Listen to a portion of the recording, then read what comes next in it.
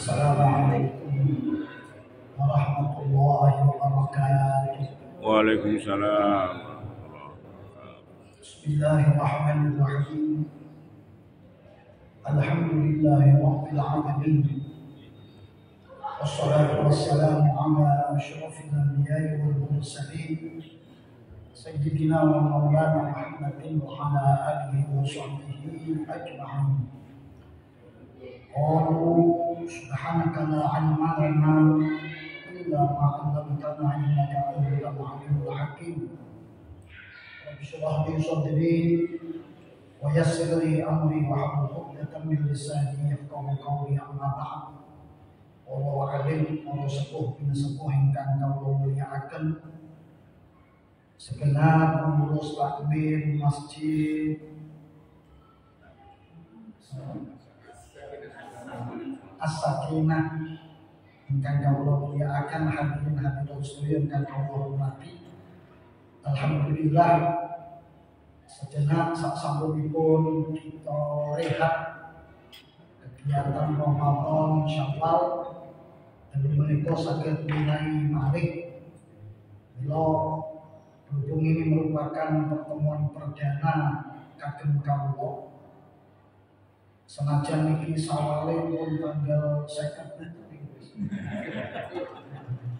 saya itu Allah namun mengaturakan ucapan tahniah muhanni'ukum bi munasabati hulul Idul Fitri Mubarak. Taqabbalallahu minna wa minkum wa taqabbal ya karim wa ja'alana wa iyyakum minal hamidin wal faizin kullu amin wa antum bi khair. Ora pun pangapunten ingkang kathah menawi sesrawungan kawula dhateng ngarsa panjenengan enten khilaf salahipun. Kula yakin sematan kakek ini sing paling salah kok, soalnya sing akeh omong. Yang iku nek akeh omong ae yo mesti akeh salah. Sing kuwenan niku sing mendel mawon iku paling kuwenan. Ya senajan sosok kadang-kadang masak-masak. Dan iki Nggih, wong dereng napa-napa kata ya kula dirasani ya. Ngopo ya wis telat. Niki mau janipun kula sadene magrib niku pun nyetaten mobil. Pun anu sadene magrib kula. Kok dilalah jenenge enten tamu. Enten anu napa sederek pengurus takmir masjid niku kula disingkap mangke mantu misa enten acara kaum dosa dintenipun Mbak Prima ingkang pun terus wonten tengah subuh. Kula nyuwun kaget kula ngedalaken mobil iki kula kaget insyaallah. Tapi jenengan pun telat. Insyaallah mangke kula isa tak nuwun pamit. Kula mangke isa niku. Alhamdulillah hari ini kita bisa bertemu kembali. Beberapa waktu yang lalu saya ini ketika membuka ada kitab namanya I'anatul Thalibin. I'anatul Thalibin itu syarahnya kitab Fathul Mu'in. Ada runtutan kalimat yang menurut saya barangkali di balik itu ada sesuatu yang luar biasa. Tulisannya itu begini.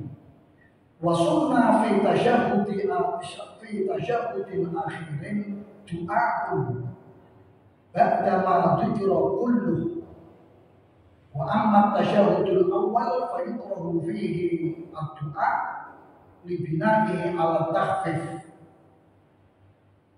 Setelah kita sholat tasyahhud, setelah tahiyat asyhadu an la ilaha illallah tahiyyatul mubarakatus sholawatut thayyibatul lillah sampai innaka hamidum majid, itu disunahkan berdoa. Bukan pada tasyahud yang awal. Kalau tasyahud awal itu malah makruh. Makruh karena tasyahud awal itu ditahfif ringan, tidak perlu panjang-panjang. Makanya sampai kalau tasyahud awal begitu asyhadu an la ilaha illallah wa asyhadu anna Muhammadar Rasulullah Allahumma sholli ala sayyidina Muhammad langsung begitu. Tapi kalau di tasyahud akhir disunahkan berdoa. Di dalam kitab keterangan ini doanya itu sebetulnya apa saja. dalam rangka kita sholat, ya kita memohon kepada Allah. Tentunya karena kita sholat, ya doanya ya berbahasa Arab, ya berbahasa selain Arab kan. Karena ini bagian kita ini masih sholat. Namun doa yang paling bagus ini doa yang maktul, doa yang dituntunkan oleh Rasulullah SAW. Nah, satu di antara doa yang dituntunkan oleh Rasulullah itu yang sering kita hafal. Allahumma inni a'udzubika min adzabil qabri wa a'udzubika min adzabil nar wa a'udzubika min fitnatil mahya wal mamat wa min fitnatil masiihid dajjal. Itu salah satu di antara doa yang maksud. Ada yang akhirnya nambahi ya muqallibal qulub sabbit qulubana ala dinik. Walhasil Bapak Ibu hadirin hadirat yang dirahmati Allah, posisi kita masih dalam keadaan sholat itu adalah bagian yang terpenting kita hubungan kepada Allah. Saya hanya meraba-raba Rasulullah kok doanya yang maksud. Allahumma inni a'udzubika min adzabil qabri, ya Allah, saya berlindung kepadamu ya Allah dari siksaan kubur. Konon ceritanya, siksaan kubur itu kalau yang namanya kita kegenjang, orang dimasukkan ke liang lahat kayak begini, Bapak. Bukan kayak begini digenjang, tapi seperti dari atas ke bawah digenjang. Masya Allah. Makanya Pak Rasulullah sampai berlindung kepada Allah dari siksaan yang ada di kubur. Di dalam hadis lain Rasulullah cerita banyak orang yang ada disiksa di dalam kubur itu berkaitan dengan air kencing, artinya sesuci. Makanya kita yang hati-hati, satu saat ketika kita BAB ataupun kita ke toilet, ya usahakan sampai kalau di dalam fikih kan disunahkan kita dehan sampai di dalam. Karena ternyata banyak. Kalau suatu saat ketika Rasulullah lewat di kuburan itu orang banyak disiksa, sahabat tanya kenapa Rasulullah orang itu kan masa kaitannya dengan kesucian tadi, dengan kaitannya pipis yang seperti. Yang kedua, wa'udzubika minan nar. Ada yang versinya wa'udzubika min jahannam. Walhasil ya Allah, saya minta perlindungan kepadamu ya Allah dari siksaan kelak di api neraka. Makanya kemarin ketika kita di bulan Ramadan bulan lalu kita berdoa, Allahumma innaka afuwwun karim tuhibbul afwa fa'fu anna. Kemudian kita berdoa, inni as'aluka ridhoka wal jannah wa a'udzubika min sakhatika wan nar. Ya Allah, saya berlindung kepadamu ya Allah dari kemurkaanmu dan dari neraka. Ini rupanya memang betul-betul jahsyat. Kemudian yang ketiga Rasulullah berdoa, wa'udzubika min fitnatil mahya. Fitnah kehidupan kayak begini. Saya yakin kita semua ini punya problem kehidupan. Tidak ada kita yang bisa lepas dari problem kehidupan. Kadang-kadang ada problem keluarga, ada problem ekonomi, ada problem masyarakat. Ini semuanya menghantui kita semuanya. Makanya kata Rasulullah suruh berdoa, wa'udzubika min fitnatil mahya, fitnah kehidupan seperti ini. Maka Bapak Ibu, dalam keterangan lain saya teringat kalau satu saat kita melaksanakan sholat fajar, qobliyah subuh, itu bagian dari ikhtiar kita.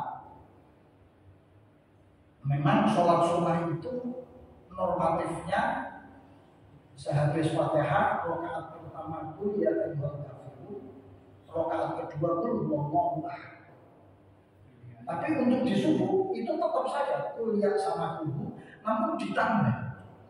Rakaat pertama setelah kuliah baca alam nasyrah laka sadrak wa wada'na 'anka wizrak alladhi anqadha dhahrak wa rafa'na laka dhikrak fa inna ma'al usri yusran inna ma'al usri yusra fa idza faraghta fansab wa ila rabbika farghab. Itu rakaat awal.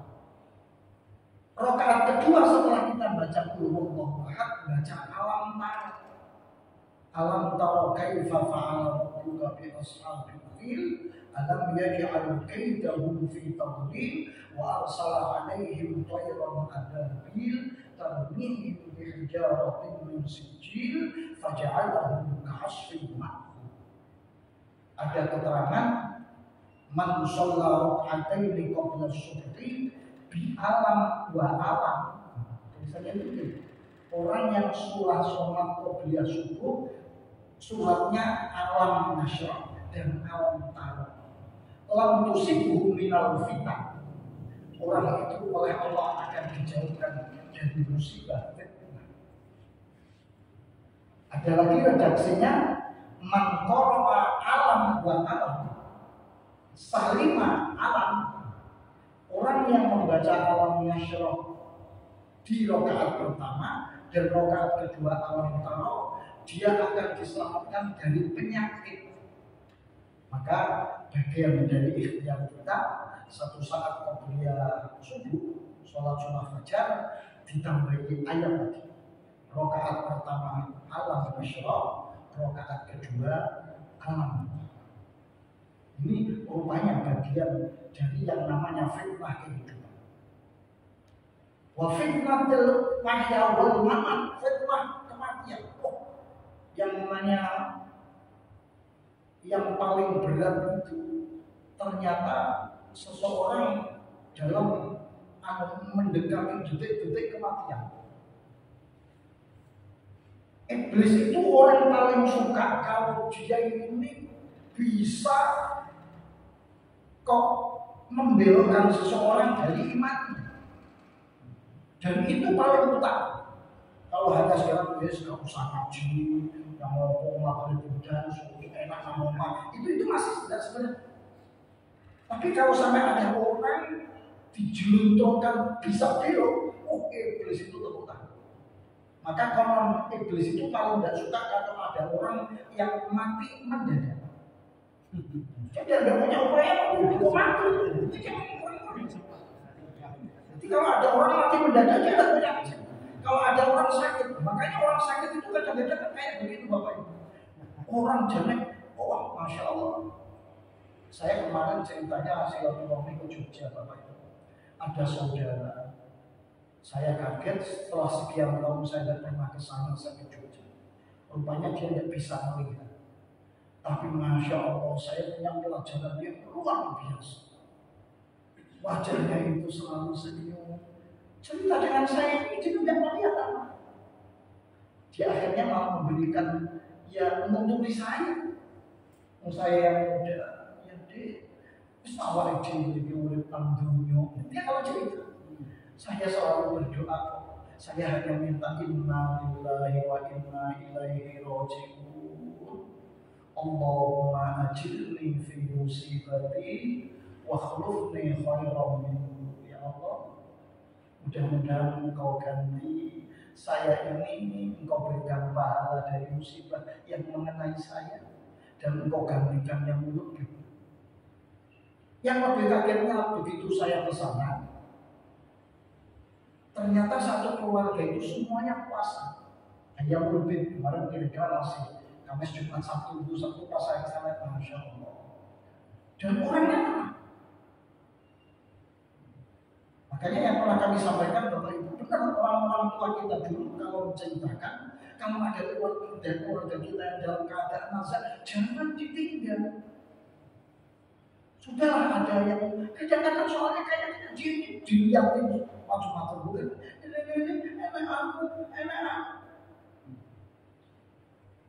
Nah itu yang paling bahaya kalau ternyata yang mendekati iblis. Dulu ada seorang ustaz yang mau meninggal dunia. sudah dalam keadaan kira-kira hampir meninggal, keluarganya semuanya kumpul. Ustadz ini kemudian ditalkin oleh keluarganya, ayo Ustadz, la ilaha illallah, dari telinga kanan. Karena kata Rasulullah, man qala akhir kalamihi la ilaha illallah dakhala jannah. Orang kalau akhir ucapannya itu la ilaha illallah, surga. Rupanya ditalkin oleh keluarganya. Tapi kaget semuanya ketika ditalkin la ilaha illallah. Orang itu langsung lemos. Wih, siapa coba? Keluarga semuanya nangis. Orang detik-detik terakhir suruh membaca kalimat la ilaha illallah kok mulai positif. Langsung disusul dari sebelah kiri, ayo Ustaz, la ilaha illallah. Dia kembali lagi lemos. Memang secara dohirnya kita melihat gambarannya kayak begini. Tapi Ustaz ini rupanya diberikan panjang umur oleh Allah dan bercerita dengan betul. Keluarga saya semuanya, saya berpaling itu bukan saya berpaling kepada kalimat tauhid la ilaha illallah. La ilaha illallah itu sudah mendarah daging buat saya. Maka Bapak Ibu, kalau bahasanya khusyahat, kita tidak perlu kecil hati. Awalnya diri baru sholat, wis kalimat thayyibah Allahu dzikrillah, itu sudah mendarah daging buat kita. Tidak usah kecil hati. Namun saya cerita ini barangkali ada keluarga kita yang satu saat dalam keadaan kayak begini yang patut kita. Saya berpaling itu bukan tidak mau mengucapkan kalimat la ilaha illallah, tetapi di samping saya ini ada iblis. Iblis ini memberikan minuman kepada saya, minuman seger.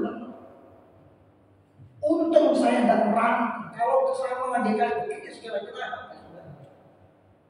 Makanya saya, begitu saya menolak sebelah kiri, ternyata ada di sebelah kiri bahwa minuman yang lebih segar daripada yang tadi.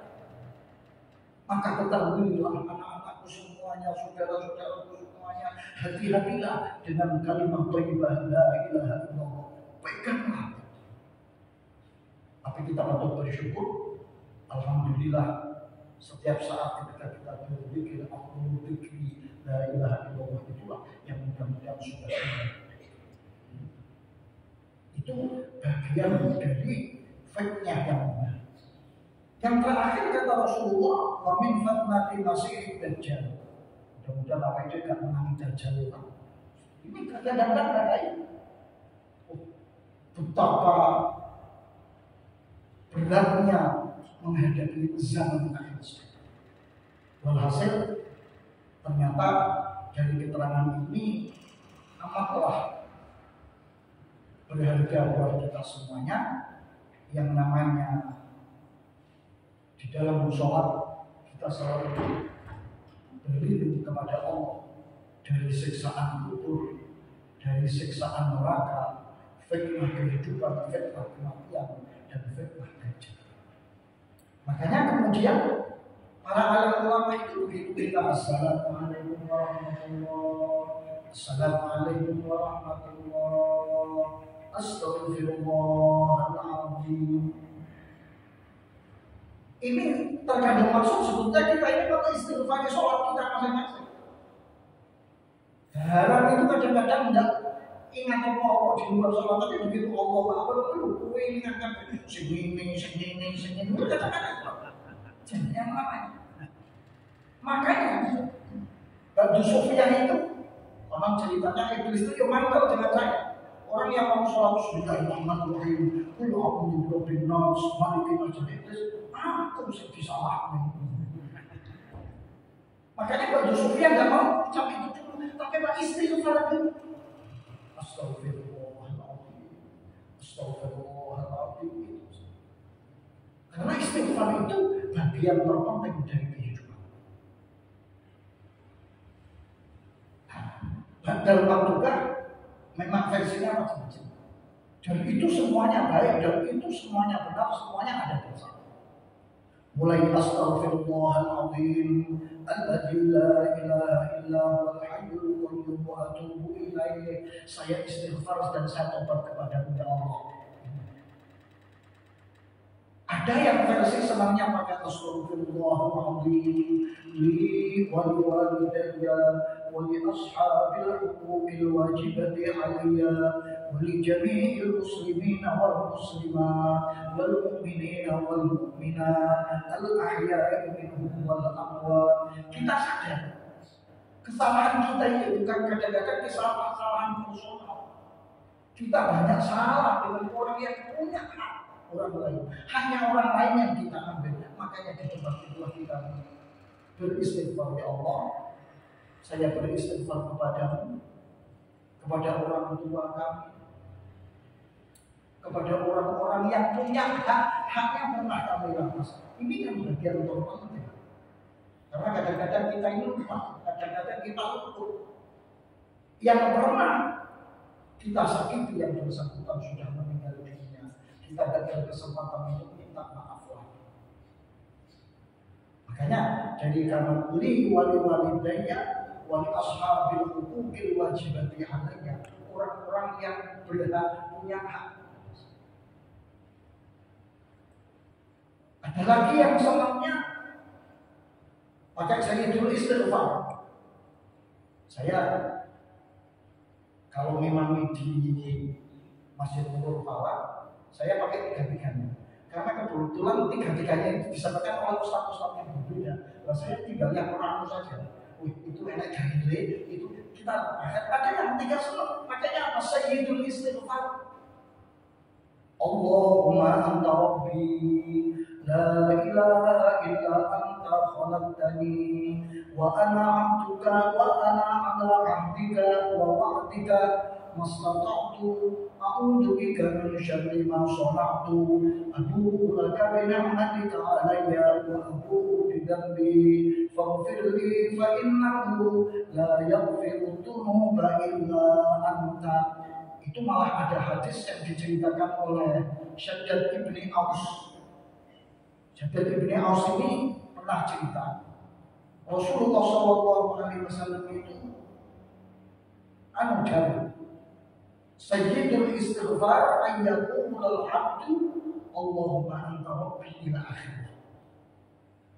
Kalau kita terjemahkan, ya Allah, Engkau adalah Tuhan. Tidak ada Tuhan yang berhak disembah kecuali Engkau. Engkau yang menciptakan aku, dan aku adalah hamba-Mu.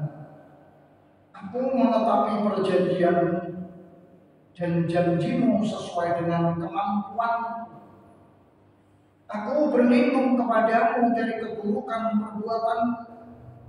Aku mengakui nikmat-Mu kepadaku, dan aku mengakui dosaku kepadamu. Maka ampunilah aku, sebab tidak ada yang dapat mengampuni dosa selain Engkau, ya Allah. Kata Rasulullah begini,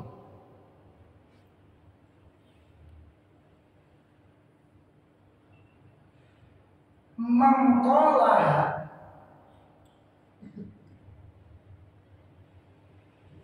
minan nahar muqinan biha famata min yaumihi qabla an yumsiya fahuwa min ahli jannah. Orang yang membaca itu, makanya saya biasanya kalau masih imam, ya saya baca habis maghrib sama habis subuh. Kalau terjemahan bebasnya, orang yang membaca itu dan baca mungkin yakin, yang menyadari saya ini punya salah, ya Allah.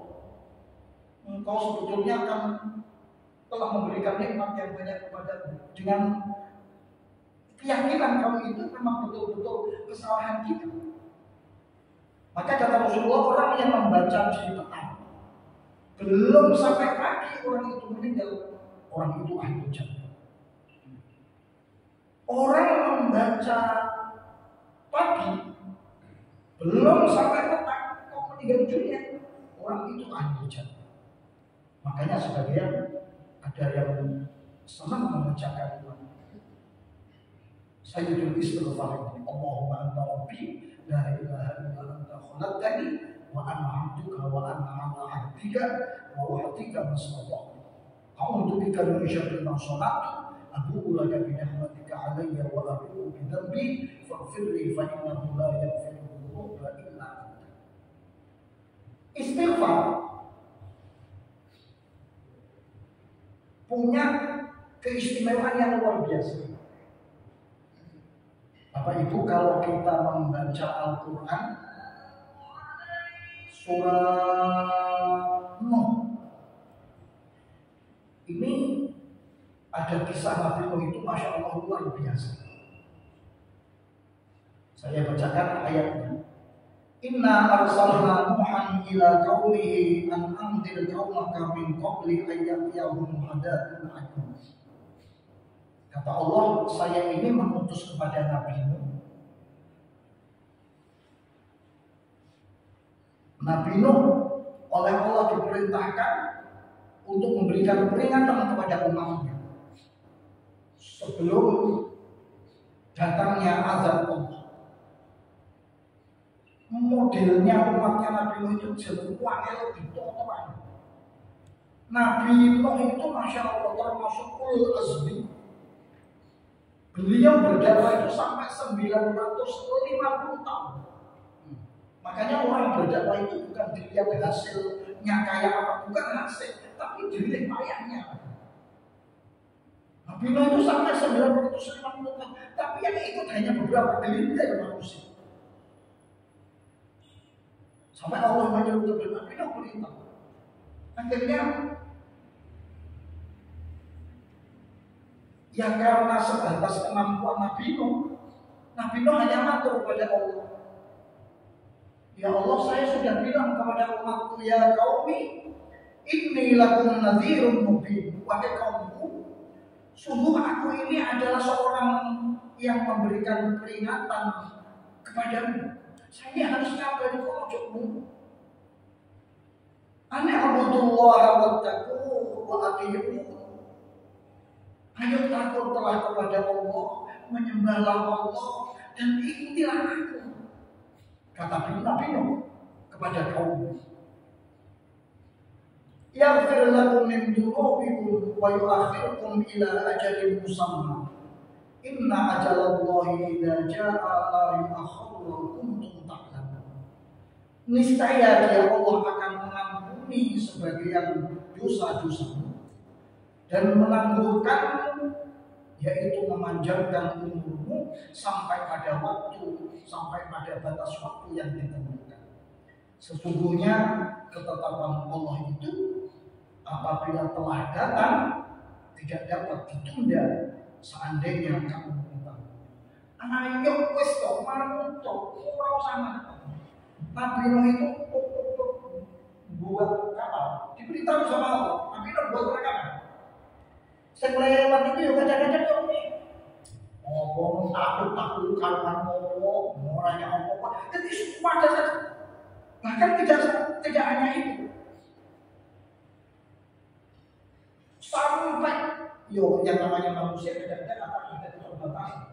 Hampir putus asa itu kalau matur kepada Allah, Rabbi inni ja'altu qaumi lailan wa naharan, ya Allah, saya mengajak umat saya itu pagi, siang, malam tak ajak. Tapi falam yazidhum du'ai illa firara. Nek ajak itu malah ada malah lain.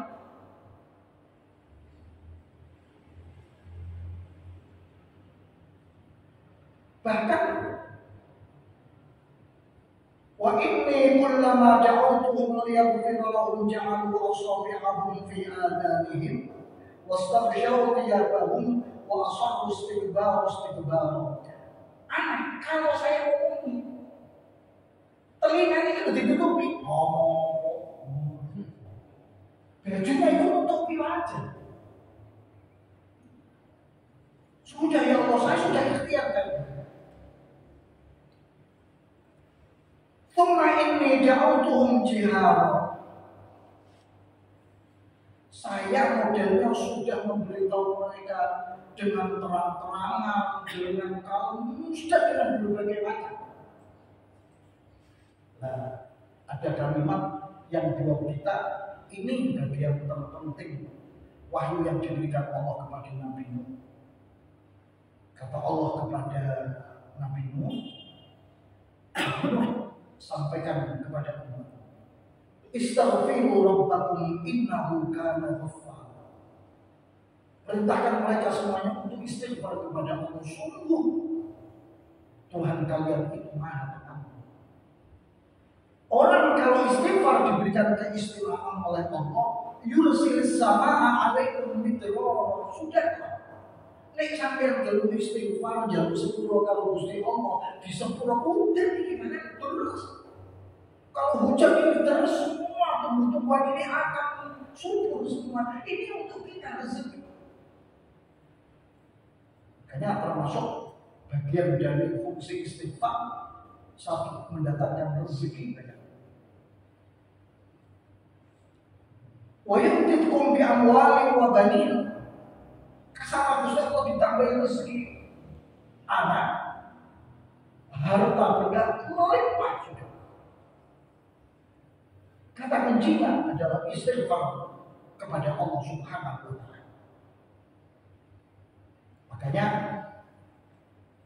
dulu ada seorang ulama besar, Imam Hasan Basri. Imam Hasan Basri itu menjadi pegangan orang sekitar di zaman itu. Orang punya problem kehidupan apapun sebetulnya selesai ketika orang itu beristighfar. Konon ceritanya ada keluarga yang datang kepada Imam Hasan Basri cerita, yang namanya musibah di rumahnya itu silih berkali. Yang pertama mereka yang datang judulnya bolak-balik tukaran dan isi. Mus ada saja masalah kejadian. Ketika matur pada Imam Hasan Basri, keluarga kami itu kayak begini, Imam Hasan Basri. Kira-kira ada orang Jawa bilang, kau biar naik rabi kalian, naik mulai tangga, suara mau pasaran, tinggal kamu dijawab, alaikum bil istighfar. Begitu datang lagi, Imam Hasan Basri, tukaran, enggak saya tidak tukaran, tapi yang namanya musibah silih berganti, bapak elo mau paras ganti. Ibu elo waras ganti anak baru waras ganti adik elo waras ganti terus silih berganti. Imam Hasan Basri pakai dalilnya alaikum bil istighfar. Mesti istighfar. Mulai yang terakhir ada anak muda yang belum punya jodoh. Sampai belum punya jodoh, tanya Imam Basri itu apa kok jodoh ini sampai sekarang belum datang. Jawabannya itu sama, alaikum bil istighfar. Hanya untungnya kalau Imam Hasan Basri itu bukan dokter. Kalau dokter kira-kira udah lagi bilang depresi. Bolak-balik sakit apa? Ngeluh, budrek. Besok datang lagi, saya ini agak bergesi budrek. Besok datang lagi itu kebetulan dokter yang ada, tetangga yang bilang akan wis tak paling dikasih budrek, cuma nggak usah ketemu. Tapi ini karena rupanya Imam Hasan Basri ini pegangan hadisnya Rasulullah. Man lazimal istighfar ja'alallahu likulli hammin faraja. Orang yang iltizam, orang yang istiqomah beristighfar seperti yang kita lakukan di masjid ini. Setelah waktu berastaghfirullahaladzim, itu tanpa merasa kita istighfar kayak begitu. Ja'alallahu likulli hammin faraja. Susah itu akan dihilangkan oleh diganti kegembiraan. Walikulli dzikrin makhraja. Ketika punya problem kehidupan, Allah carikan jalan keluar. Dan yang ketiga, warzaqahum min haitsu la yahtasib. Allah memberikan rezeki dari tempat yang tidak disangka-sangka datang. Maka sekali lagi Bapak Ibu, hadirin hadirat yang dirahmati Allah, ternyata satu hal yang terpenting buat kita, keistiqomahan kita sebagai sholat baca istighfar itu ternyata luar biasa. Bahkan beberapa waktu yang silam ketika kami menyampaikan nasihat kepada calon jemaah haji, saya bilang di sana itu kalimat yang paling baik itu ada dua. Kalau dalam keadaan enak, kita sehat, alhamdulillah, alhamdulillah itu khairul doa, sebaik-baik doa itu alhamdulillah. Orang kalau alhamdulillah berarti nikmat mensyukuri nikmat Allah, la azidannakum. Diberi nikmat dia kok alhamdulillah akan ditambah nikmat-nikmat itu, tambah enak tambah. Tapi begitu melihat kondisi tidak enak, kadang-kadang kok makan dan nafsu, istighfar. Sudahlah, pakai istighfar, selesai. Dan yang ketiga saya sampaikan, yang paling penting adalah husnudzon kepada Allah Subhanahu wa Ta'ala. Orang berbaik sangka kepada Allah itu adalah. Soalnya kemarin gara-gara ada jamaah haji yang tanya itu kepada saya, Bapak mau bingung, Bapak mau bingung. Lu beliau semua mantap katai, terus terakhir itu ada SMS sama saya. Beliau saat ini 40 derajat.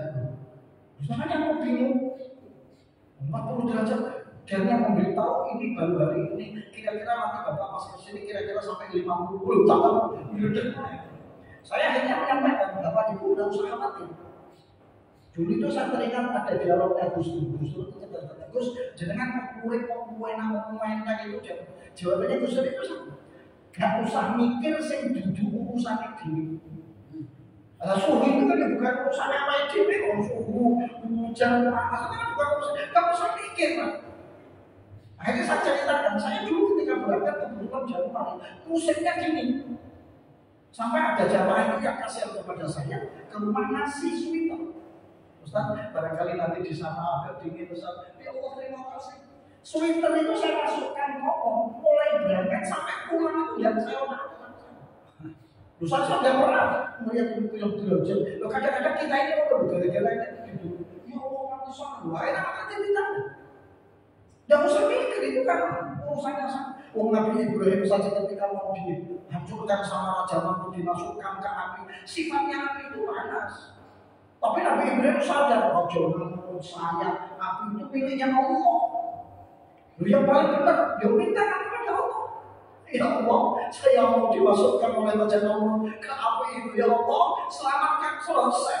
Allah yang ngasih tahu sama api. Ya naru kuni bardan wa salaman ala Ibrahim. Api dinginlah, selamatkan Nabi Ibrahim. Betul, semua orang menyaksikan Nabi Ibrahim kayaknya kepanasan. Begitu sudah padam, keluar dari situ malah tambah gagah, tambah segar. Karena itu milik. Habis itu ada yang menuju sana itu, nggak usah mikir. Siapa yang tahu dari siapa didampingi oleh malaikat? Saya punya teman haji yang baru lalu, akhirnya viral, mulai di medsos ada seorang yang ketika dalam jumroh dipanggil sama orang Eropa. Itu teman saya Anju. Saya kaget dulu, gara-gara dia ini memang sakit. Ketika jalan-jalan kayak begini tidak enak, sebelahnya itu ada orang ya, jujur. Berarti enak, saya enak. Loh, siapa kok sing jujur mikir ngerti ya udah kenal itu siapa orang yang nonton pakai mungkin husnudzon kepada Allah. Makanya kalimat-kalimat yang kira-kira kurang bersahabat tidak usah diucapkan di situ. Ya Allah, ujung-ujung aku gak doyan makan, juga doyan makan teman. Ujung-ujung aku kesel, ya kesel teman. Ujung-ujung aku kesasar, ya kesasar teman. Ya Allah, makanya kan kalimat akhir satu kita Bapak Ibu, kita ini kan ketika mau berangkat kan kita baca doa sama Allahumma anta shahidu fis safar. Ya Allah, engkau jadi teman saya dalam perjalanan. Selesai dengan dari Gusti Allah. Wal khalifatu fil ahli, engkau jadi pengganti saya di rumah untuk keluarga. Kamu usah pikir keluarga. Nah, terlalu kadang-kadang telepon untuk ini Allah untuk siapa dari dia kadang-kadang mengganti. Mana aku punya pekerjaan penting ya? Itu sudah diserahkan pada Allah. Kali itu Bapak Ibu, nanti teman-teman yang dinikmati Allah, mari kita berdoa kepada Allah. Mudah-mudahan kita diberi sehat dan afiat, diberi panjang umur, dan insya Allah kita dapat bertemu kembali dalam bagian yang على وعلى كل نفس صالحة وإذا حضرت النبي المصطفى رسول الله صلى الله عليه وسلم شهد لله لنا وله الفاتحة.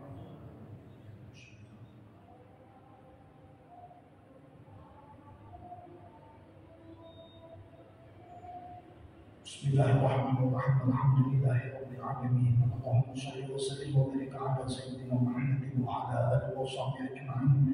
يا الله يا الله يا الله بحق الفاتحة وسر الفاتحة ونور الفاتحة وبجاه من نزلت عليه الفاتحة بركة الجيلان والإسحاق الوسيلة لمن تبعه الفاتحة صلى الله عليه وآله وصحبه وسلم. افتح لنا يا الله أهلينا وأولادنا وجماعتنا وطلابنا وجيراننا ومن حولنا أجمعين أبواب الخير، واهدنا سبل الخير، واجعلنا من أهل الصلاح والخير، واخلطنا مع خلطاء الخير، واحملنا محمدك لأهل الرضا والخير، واحشرنا غدا يا الله في زمرة أهل الكرب والخير، إنك ولكل التوفيق والخير ودافع كل البؤس والخير. اللهم يا من رفض عمل الخير للخير وأعانهم على الخير ويسر لهم للخير وختم لهم بالخير، ووفقنا للخير وأعنا على الخير ويسر لنا للخير، واختم لنا منك يا الله باللطف والعفو والعافية والخير، إنك على كل شيء قدير وبإجابة الدعوات الصالحة جدير. وصلى الله على سيدنا محمد وعلى آله وصحبه وسلم، والحمد لله رب العالمين. بحق ونور وسر سورة الفاتحة.